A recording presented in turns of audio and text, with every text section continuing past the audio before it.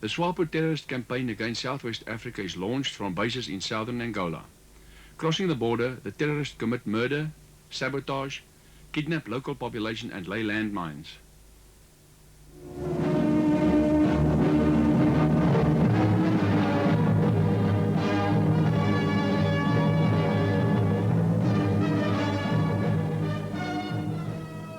SWAPO avoids contact with the combined forces of Southwest Africa and South Africa when pursued. They flee back into Angola where they blend with the local population as well as with FAPLA Angolan forces deployed in the area.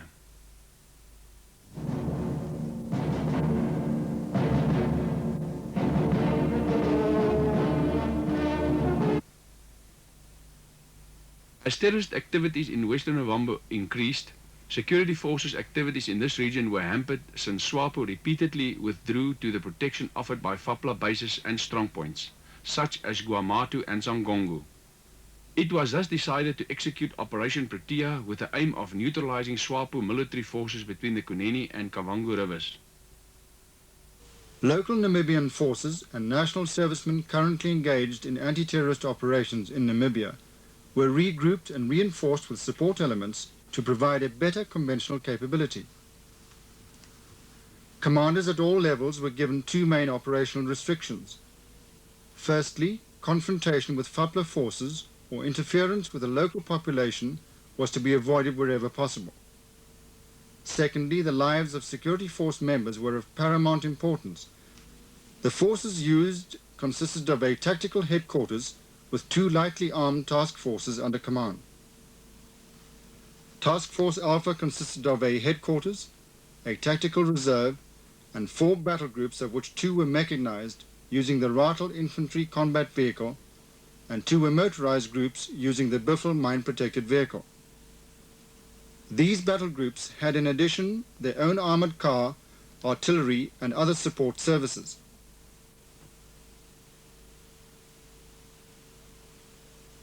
Task Force Bravo was to be a light infantry force and initially consist of 2 infantry battle groups on foot with limited vehicle mobility. On D-14, troops concentrated at a training area in northern Namibia and commenced refresher training for the operation. Included were combined ground-air practices and rehearsals for all possible eventualities.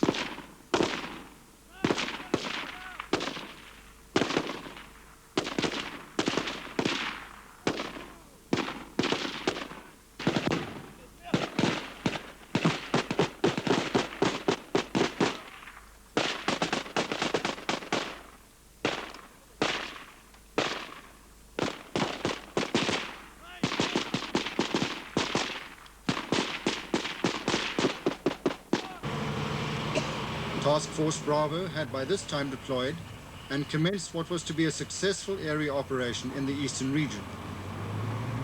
While the task forces were preparing their ground troops for the operation, the South African Air Force was assembling a composite force at a forward airfield in northern Namibia. This force consisted of helicopters, fighter interceptors, and ground strike aircraft.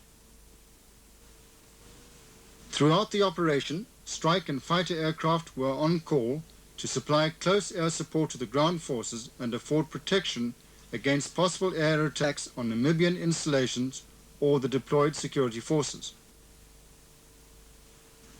On D-1, Air Force strike and fighter aircraft made 2 attacks on autonomous Air Force targets. They were the fixed early warning installations at Kahama and Chibemba. At Kahama, 1 Barlock radar was completely destroyed and the remaining installations damaged by shrapnel. At Chibemba, a flat-face radar received a direct hit and all other installations were damaged. D-Day, a battle group of Task Force Alpha crossed the Namibia-Angola border and advanced on Humbe, moving west of the Kunene River. Its mission was to cut off SWAPO elements escaping westward from Shangongo and to prevent any intervention from the direction of Kahama. During the early hours of D-Day, 24th August, the remainder of Task Force Alpha crossed the border and advanced towards Shangongo. 2 days prior to this, pamphlets had been airdropped over towns and FAPLA bases in the area, urging the local population to keep out of the way and Fapla not to intervene since security forces' attacks were aimed only at SWAPO. Additional pamphlets were distributed by the advancing columns.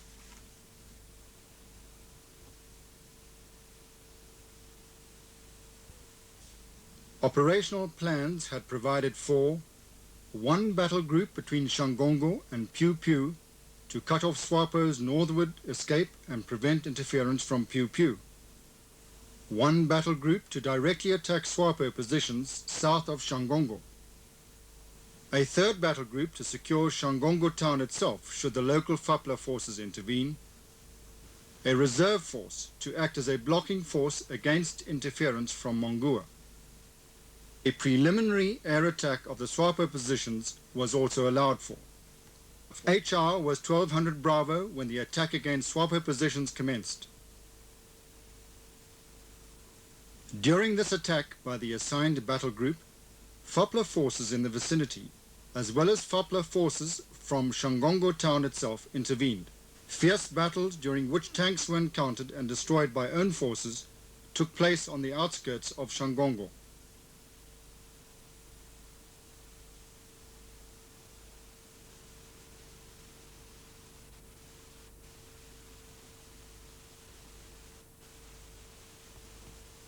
Supporting air attacks succeeded in neutralizing anti-aircraft positions and other strongpoints.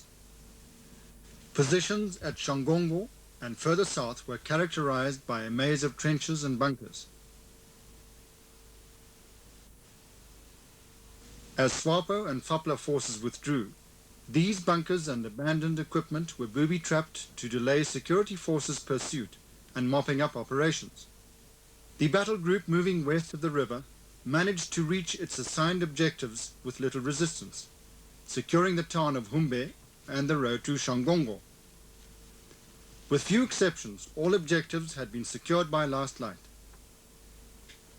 One battle group had secured Piu Piu north of Shangongo. During this attack, large quantities of Russian and other communist equipment was captured. Much of it had been dug in and some camouflaged.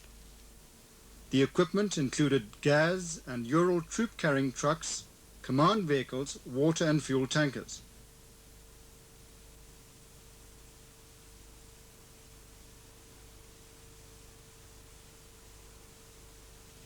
Security forces encountered T-34 tanks, of which 4 were destroyed during the battle.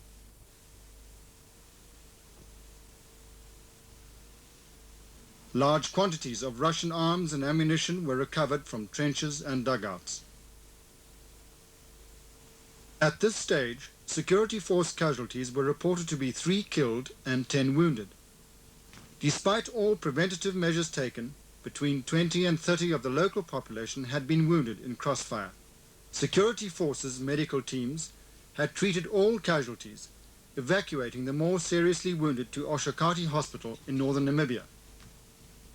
The security forces established a backloading point at Shangongo, where all captured equipment was assembled.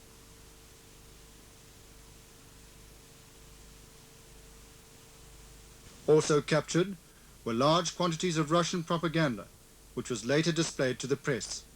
The Russian presence is indicative of their clever manipulation of local issues to further the Russian expansionist cause. Maps drawn up using Russian notation and symbols and accurately depicting the integrated SWAPO and Fapla defensive layout were captured. Although supplied with large quantities of vehicles, weapons and ammunition, SWAPO forces were found to be living in poor conditions. Base facilities were minimal, poorly organized, and lacked domestic conveniences of any sort.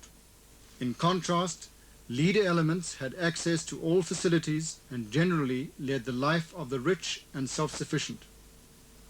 Their accommodation was good, and they ate and drank well. Primitive lecture facilities were found to be scattered throughout all base areas. Slogans were found to be widespread, and these clearly depict Russia's aim of manipulating the local situation to her own advantage. By late D-Day, the local population started moving back into the town.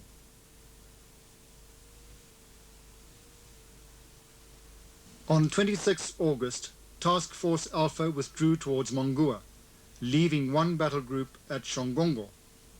The design for battle provided for mopping up operations against SWAPO in the vicinity of Ongiva. In the course of air attacks on SWAPO positions at Ongiva on the 27th August, anti-aircraft guns opened fire on security forces aircraft from known FAPLA positions. One battle group then advanced on the airfield northwest of Ongiva, whilst the second battle group moved in to secure Ongiva itself. During this battle, a number of Russians attempted to break out to the northeast with an armoured column of 35 vehicles.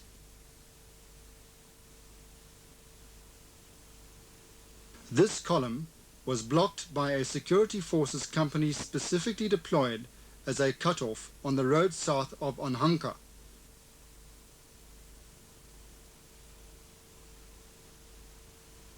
Having been stopped, the column, including tanks, attempted to outflank and overrun the security forces company. The commander called in an airstrike to support his mobile defense. This airstrike succeeded in repelling and scattering the Russian-led armored attack, inflicting heavy casualties. The task force reserve was then committed north of the town and clashed with a number of T-34 tanks which were neutralized. In view of approaching darkness, the task force commander withdrew his forces to an overnight lager position. The battle group at the airfield had by now secured this objective. At first light on August 28th, the advance continued with little resistance being met, the extensive bunker and trench systems having been abandoned during the night.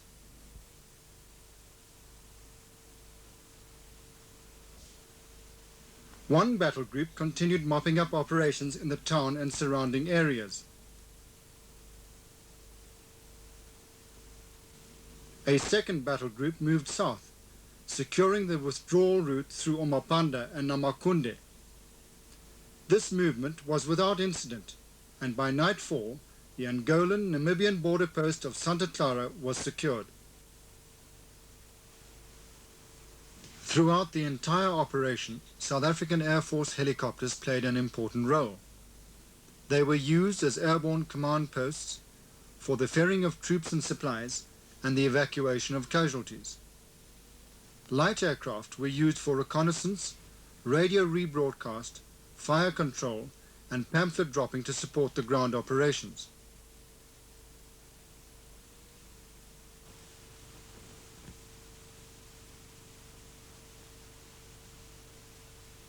While mopping up operations continued over a wide area, life returned to Shongongo and Ongiva, where security forces maintained essential services such as medical care for the local population.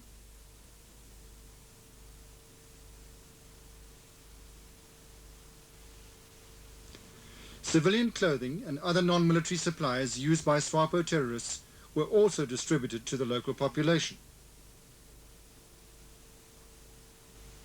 Large quantities of food supplies, hoarded by SWAPO and FAPLA, were distributed by the security forces to the Angolan civilian population. They could not believe that so much food had been available whilst they were virtually starving.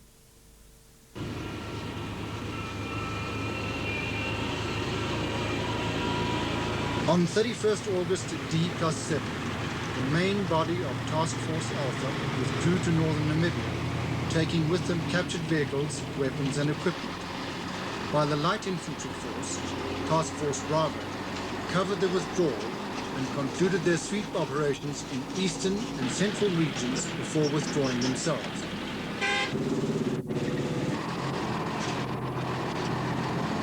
The entire operation had cost 10 security force lives against a SWAPO and FAPLA casualty figure of approximately 1,000 dead.